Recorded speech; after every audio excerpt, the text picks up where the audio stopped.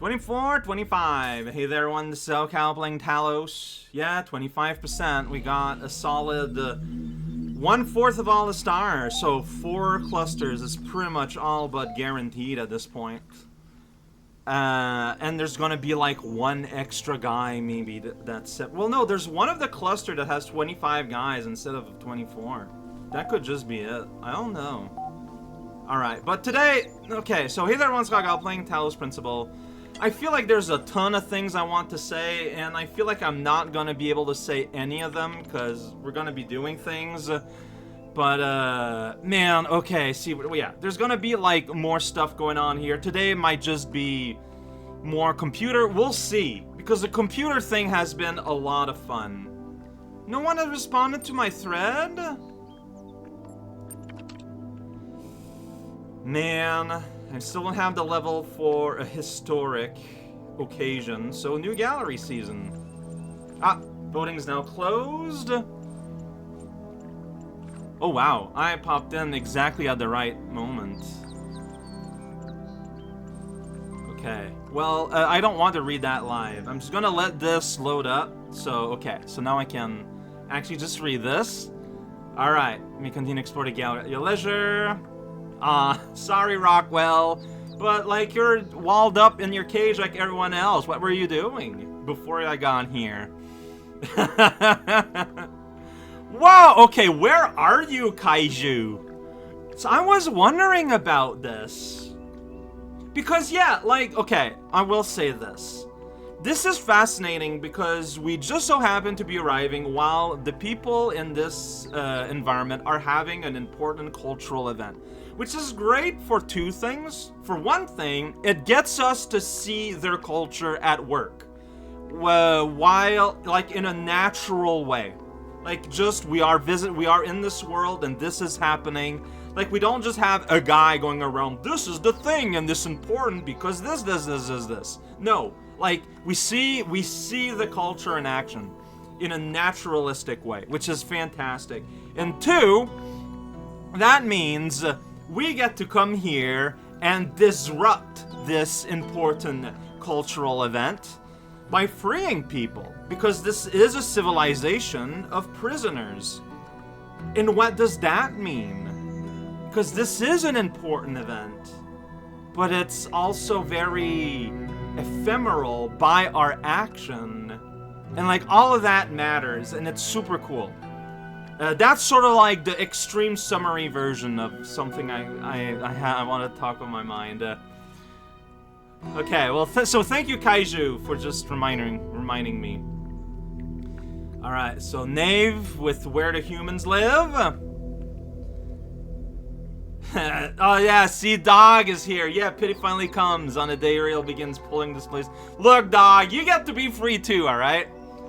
I guess there's no one. Like, all you're doing ultimately is opening the cage. I guess. I wonder if we're gonna get a place where we open the cage, but the robot is gonna stay there and is not going to escape. Okay, it came down to a single vote. So, oh, but that's interesting because I was not the winning vote because I won for Mr. Musilber. Like, that's really funny. I was not. Whoa! Uriel, you butt. Come on, man. Everyone seems to love this guy. It's the blacksmith is abstract. The abstract collection is fine.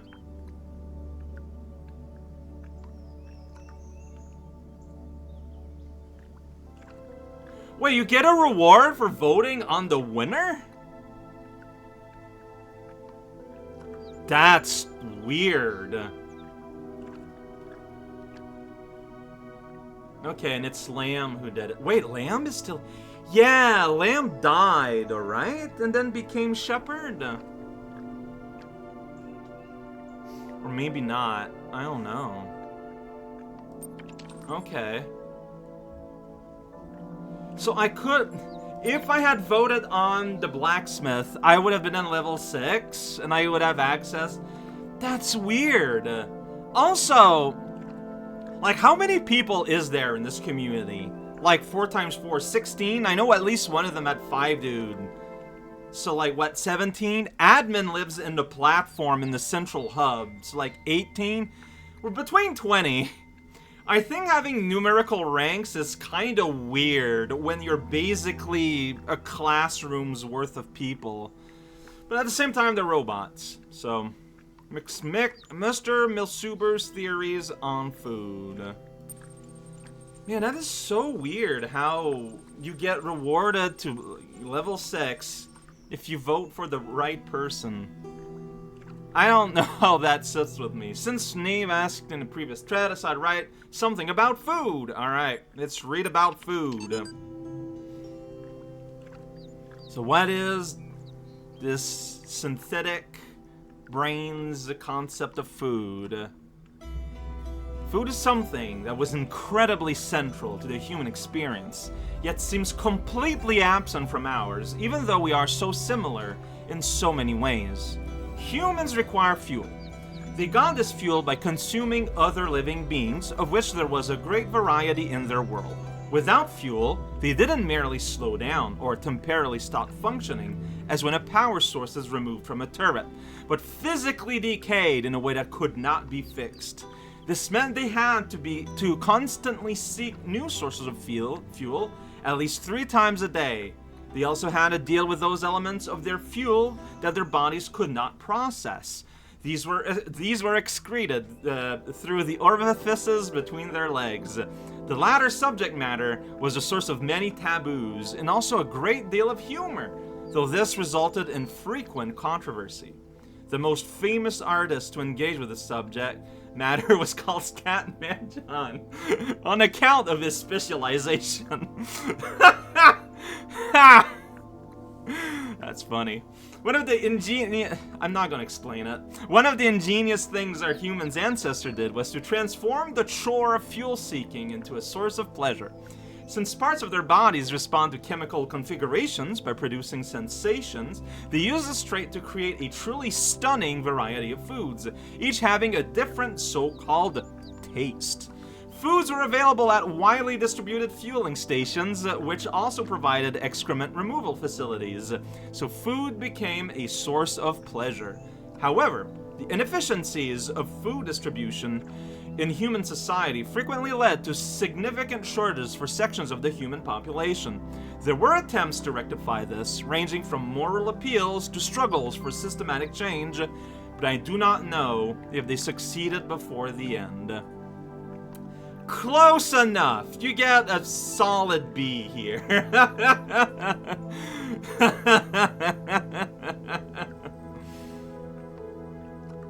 Oh yeah, see, that dog's line here is great. What I don't get is how so many of them didn't understand that they were machines. Every day they were around processing matter to extract energy, and they didn't realize? This has Talos principle stamped all over it.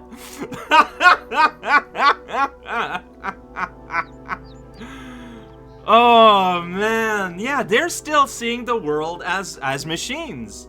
They assume that humans, the closest thing that they are to them, to be machine. It's natural to think that way.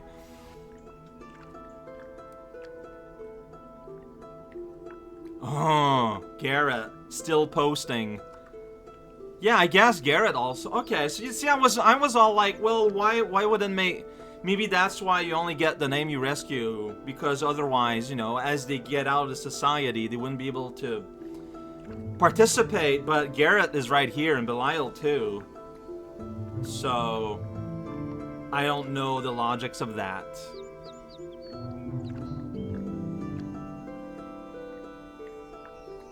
I mean, maybe they're just in the hub and they haven't left the hub yet or something. That's true, I haven't like left this. Still cannot read this because I didn't vote for the right guy.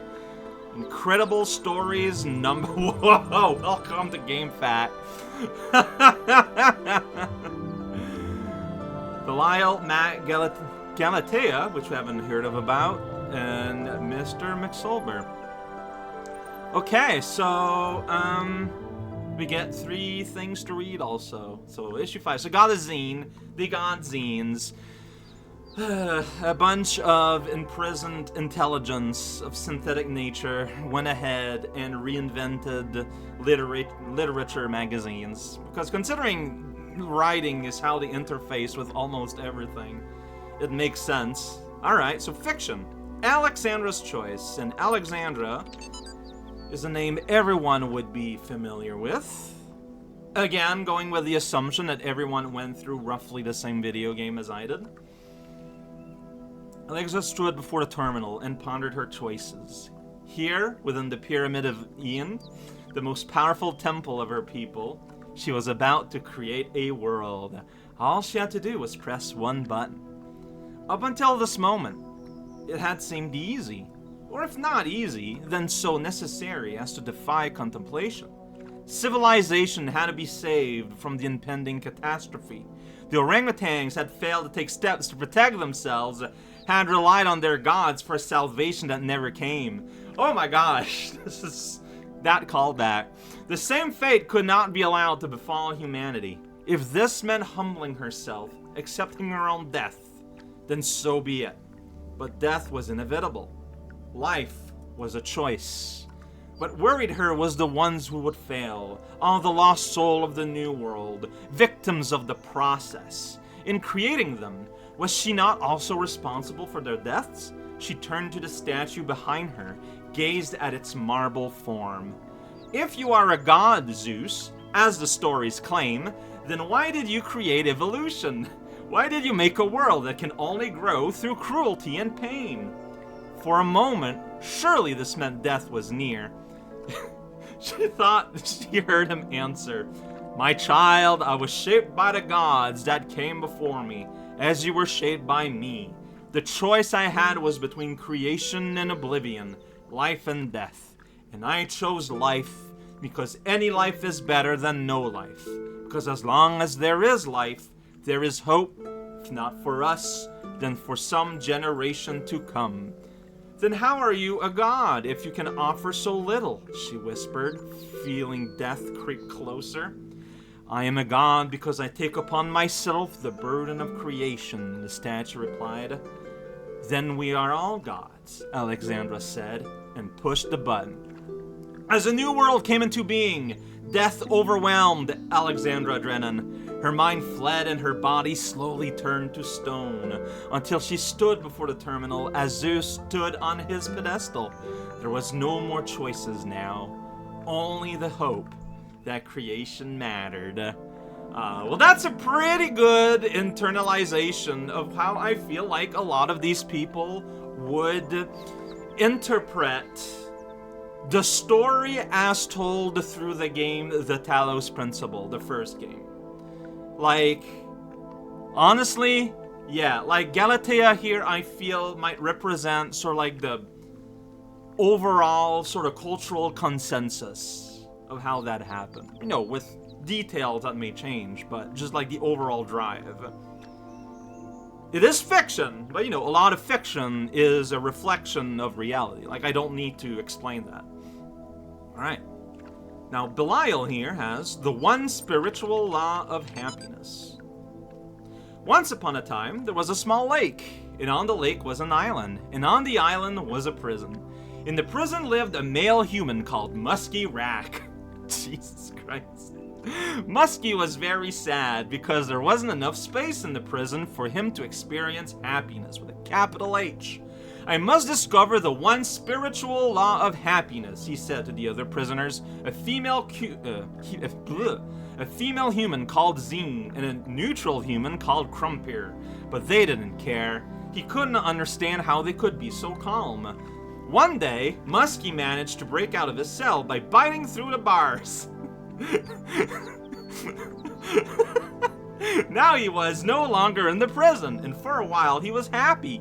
But then he realized he was stuck on the little island, and he became unhappy again. So he gathered his strength and swam across the water. This is how Muskie got to the valley that surrounded the lake. The valley was much bigger than the island, and there were many interesting things here. a forest where all the trees were the color of lasers, a swamp with boats in it, a singing dog, and also a city where Toaster lived. For some years, Muskie was absorbed by all this, and he was happy, but then he started feeling trapped again. The valley was surrounded by mountains, and soon they looked like prison walls to him. Oh, I'm sorry. Tried climbing the mountains and came to a bigger country, but even that was surrounded by oceans. Where was true freedom? Where was true happiness? When he'd almost lost hope, Muskie met an old male human with a huge amount of white hair growing from his head. He lived in a small house by the beach where dolphins and whales and sea elephants came to bask in the sun. He never went anywhere far from his house, but he was always happy. The old man's name was Quantum. Wise old Quantum, how can I discover the spiritual law of happiness? Muskie said. I have searched for it everywhere, but I am always trapped. You have not looked everywhere, Quantum said, for you have not looked within. Close your eyes. Muskie closed his eyes, and for the first time in his life, he couldn't see any obstacles. No walls, no mountains, no oceans. The space within him was without end, and he could go wherever he wanted without even moving. He smiled. Muskie went back to that old prison where he'd started, and now he understood why Zine and Crumpier were always calm. He knew they had an infinity of time and space to explore within them. Together, they sat in their cells and were happy and free. I feel like, so this is similar in theme to what Belial wrote in the Underwater Night Quest. There's a through line of philosophy here. And I feel like this story also probably represents maybe like the mindset that the people here want to hold on to. Like, yeah, we're in prison here. We might not understand why. We were basically just born and then put here. We don't know what the world outside is, but this is what we got. Maybe we should just make the most of it. Like that's sort of like a sort of like cultural shadow that envelops everything. And I think it makes sense. And we here got Mac presenting us with the blacksmith's lost work, which is interesting because the blacksmith is around. So this is non-fiction. The blacksmith is one of the most mysterious members of our community. All of us have our opinions, of course, but only the blacksmith chooses to express them purely through art. To the rest of us, Gehenna means many things at once. We create, we consume, we discuss. But a blacksmith only creates, or perhaps there is discussion happening, but it all takes place in the realm of interactive art. The blacksmith's dedication to this one form of communication, however, only deepens one of Gehenna's great mysteries. The fate of the blacksmith's lost work. I'm surprised that would be possible. Well, no, that's not true. We got some text that disappeared once, right? Jerusalem, as the lost work was called, was posted in Gehenna for only the briefest period of time. Many had not even managed to start playing it when it vanished. Some had begun and felt quite impressed, but had not managed to explore it in the depth that it seemed to require. Then, suddenly, it was gone. Some suggest that the blacksmith deleted it because it was somehow flawed. Others think it was actually destroyed by a glitch.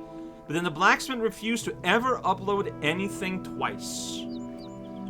But the blacksmith refused to ever upload anything twice. Others yet, well, mainly Rockwell, think that it contained one of Elohim's secret and was destroyed by a killer app that roams the world looking for leaks. There's also a theory that the moment someone finished it, they were granted some kind of special insight, at which point the work deleted itself. One fact remains. It's gone, and every attempt to recover it from the database has failed, and as has every private message to the blacksmith asking for it to be made available again. What was Jerusalem? What was it really about? We may look for hints in the blacksmith's more recent work. We may hope the file turn up again someday, but the truth may never be known. This is more of a summary of the thing. I don't know why this was published. Like, this feels like the intro to a paper that then would examine the blacksmith's many work to try to find hints about Jerusalem. But I guess that's not happening, huh? Alright, that's fine. That is fair.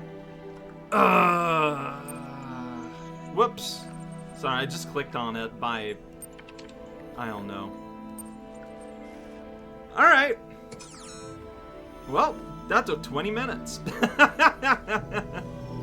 Let's, that gives us just enough time to look back on the HUD and snoop around. Right. Like, I feel like the first game had a ton of traveling back and forth, right? Which the DLC extremely does not. So I'm like here, and I'm like, wait, where do I actually go? Where's the actual exit? I can't tell anything. So, my assumption is that people got here. Oh, they're stuck here, I guess, until we're done? Gonna be honest, that is super weird. No, what if that's just their shells?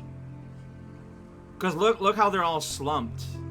I'm thinking that might just be their shells. I don't have a way back. I'm stuck here. We saw admin in there. Okay. Because I was like, well, if they're just waiting here, they can still use this computer, and that's how everyone keeps participating. So that's 2, there are 5 guys. That's 3, there are 4 guys. That's 4, I think.